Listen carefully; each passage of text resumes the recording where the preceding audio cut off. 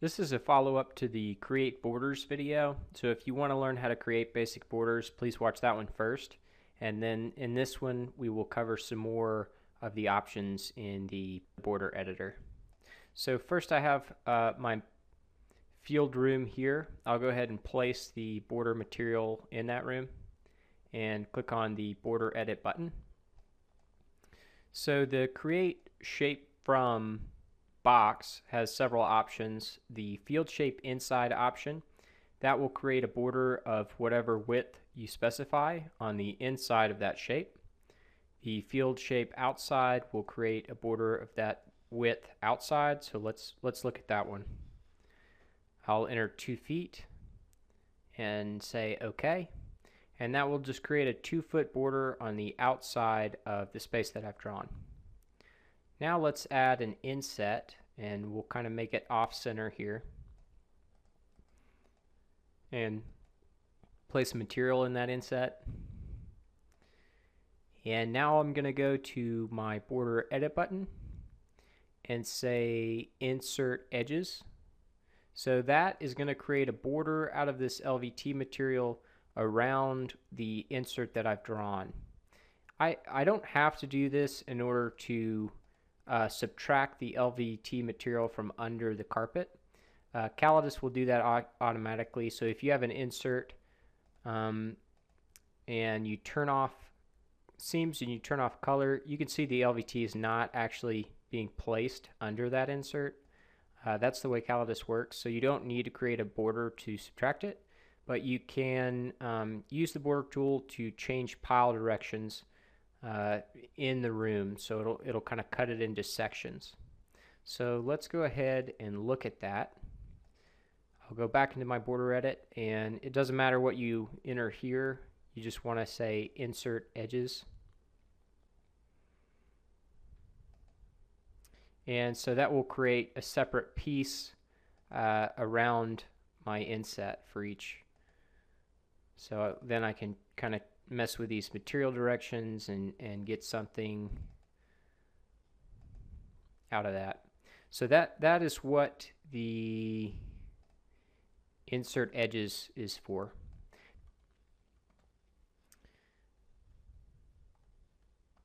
So I'm going to first draw a rectangle and go to edit and convert rectangular room to ellipse down here. Then I'm going to select that, go to edit, and say convert room to open track.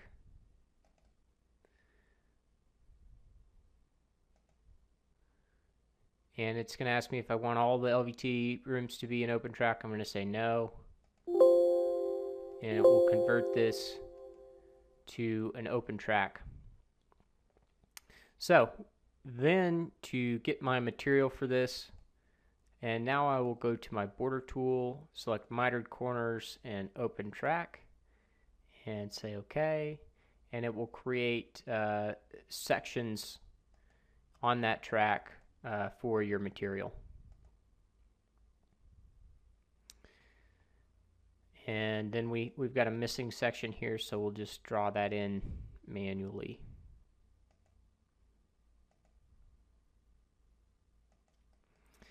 It has to have an open part of the open track to serve as an outlet.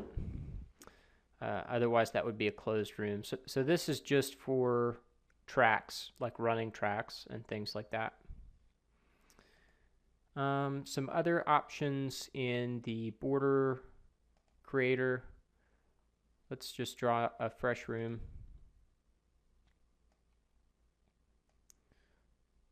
Do a few. So let's open border editor and we'll type in the width. You have straight projected. That means that each border piece is going to be a rectangle. And then the other option is miter, which is going to give you a mitered corner for each piece. And then the other option is shortest, which may mix mitered and straight corners. So in this case, it's saying that the shortest is all square corners, because that's what it's giving us. But it will, if the room is of a different shape, it might give you a mix of mitered and square corners. There's another option to just do squares in the corners. So if I do straight projected and say squares in the quarters, it'll give me just a little square piece in each corner, and then rectangles in the middle.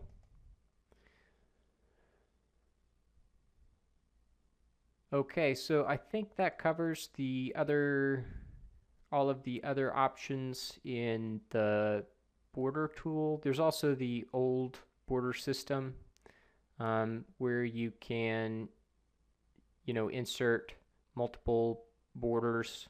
You just define the width and the material. But there's no reason to use this really, because the new border tool will do everything that you should need.